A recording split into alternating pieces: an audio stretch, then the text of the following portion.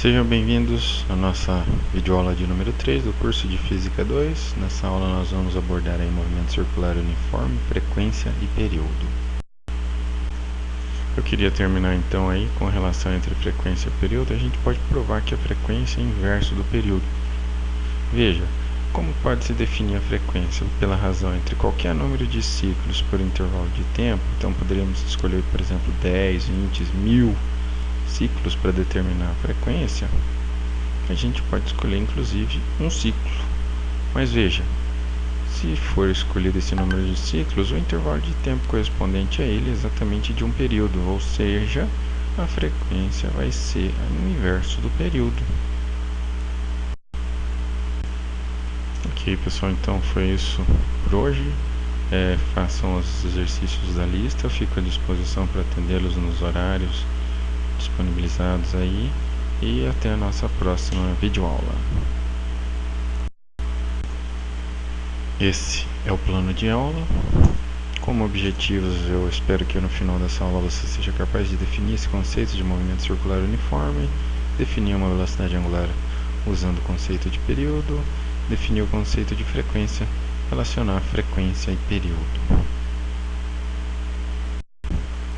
Como eu gosto de fazer em todas as minhas aulas, eu quero apresentar aqui uma motivação do porquê que se estuda esses conceitos, né?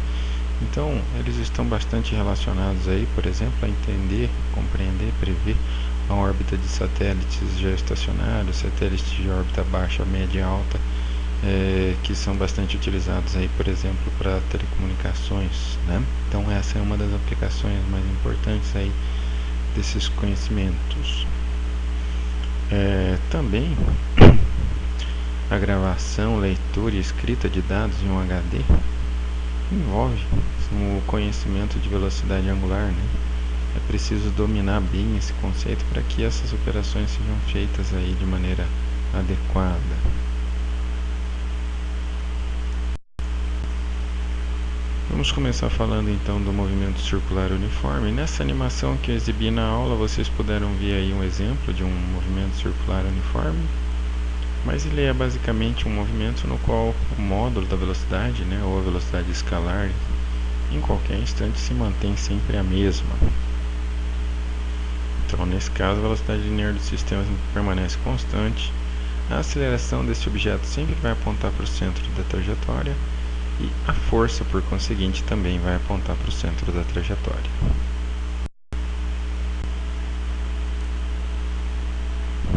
Então, o movimento circular uniforme se somente se a sua trajetória for uma circunferência e sua velocidade linear for constante. Nesses movimentos, a força sempre aponta para o centro da trajetória, muito embora tenhamos a impressão de que a força aponte para fora da trajetória, como é o caso aqui dos passageiros desse ônibus, né?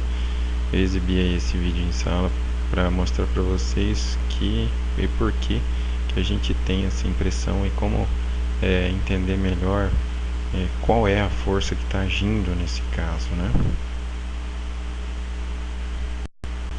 Então temos a impressão nesse caso de que é uma força centrífuga que está dirigida para fora da trajetória, mas essa força é uma ilusão, né? Na verdade, as forças que estão agindo aí são forças de contato e estão agindo para o centro da trajetória. Então, nesse caso aqui, por exemplo, ó, essa pessoa que está de pé no ônibus, digamos que se esse ônibus vai fazer uma curva aí no sentido anti-horário, né, à esquerda, as forças que vão agir sobre ele vão estar concentradas na mão e no pé e vão apontar para o centro, vão puxá-lo. Ocorre então que elas não vão ser transmitidas integralmente e instantaneamente a todos os pontos do corpo. Então somente esses pontos mais próximos ao contato vão sentir essa força e vão ser, digamos assim, trazidos para o centro da trajetória. O resultado disso é que o restante do corpo permanece onde está, por inércia, e, bom, dessa forma nosso cérebro tem a impressão de que nós estamos sendo jogados para fora da trajetória, mas o que ocorre é o contrário, na verdade, né? Esses pontos aqui de contato estão sendo puxados para o centro da trajetória, a força é centrípeta. Força centrífuga não existe. Uma forma de ver isso também é que, bom, se todas as forças ocorrem aos pares, para que a força centrífuga existisse, nós deveríamos ser capazes de apontar onde é que está a reação a essa força, mas percebam que a gente não consegue fazer isso, né? Essa força não passa aí de apenas uma impressão sensorial. Então vamos falar agora sobre período e frequência. Creio que são dois conceitos muito importantes para o restante do curso. Vão aparecer em ondulatória, de repente vão aparecer de novo em movimentos circulares de cargas sujeitas a um campo magnético. Então é bastante interessante, bastante importante compreender bem esses fenômenos. Vamos começar falando sobre período. É um conceito que eu acho que é bastante simples, né? Se a gente considerar, por exemplo, um movimento da órbita da Terra em torno do Sol, né? Ele é aproximadamente circular, né? E também a órbita de satélites geoestacionários é também aproximadamente circular. Nesses dois casos, o tempo que leva para cada um desses sistemas completar uma volta, que seria no caso um ciclo, é que nós chamamos de período. Então, o período é o intervalo de tempo que leva para que um ciclo se complete, seja de qualquer movimento cíclico ou repetitivo.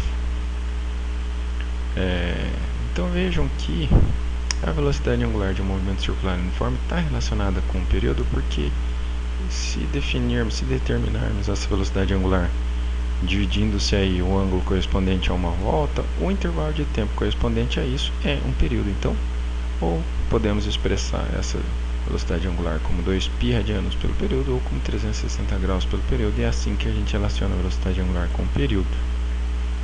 Ok?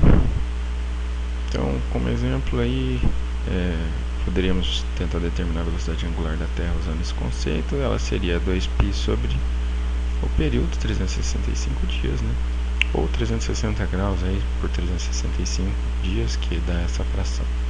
Então, a velocidade angular está relacionada com o período através dessas duas expressões aí. Ocorre que em alguns movimentos o ciclo se completa tão rapidamente que fica muito difícil de determinar o período, e aí entra em ação mais vantajoso usar um outro conceito, o conceito de frequência, né? Então, se estivéssemos considerando aí o movimento dessa turbina, como nós vimos em sala, né? Ela está girando tão rápido que isso inviabiliza a determinação do período. Mas nesse caso a gente pode determinar a frequência dela.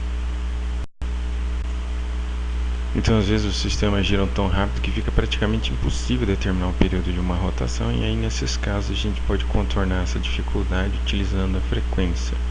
A frequência pode ser definida como a razão entre o número de ciclos completos por intervalo de tempo no qual ocorre, certo, gente? Essa definição serve para movimento circular uniforme, serve para frequências de ondas sonoras, serve para qualquer frequência de movimento cíclico. A gente pode defini-la então através dessa razão. Então, alguns exemplos aí de como que se pode determinar a frequência, né? Com que frequência então ocorre as Copas do Mundo? Ora, como uma Copa ocorre a cada 4 anos, então essa frequência vai ser de 1 sobre 4 anos. Qual seria a frequência de um coração de um beija-flor? O coração de um beija-flor bate cerca de 80 vezes a cada segundo, então essa frequência seria de 80 batimentos por segundo. Aqui eu queria destacar que vai aparecer uma unidade de medida de frequência bastante recorrente, que é o Hertz. O segundo inverso do segundo a menos 1 é denominado Hertz em homenagem ao físico alemão Heinrich Hertz, tá?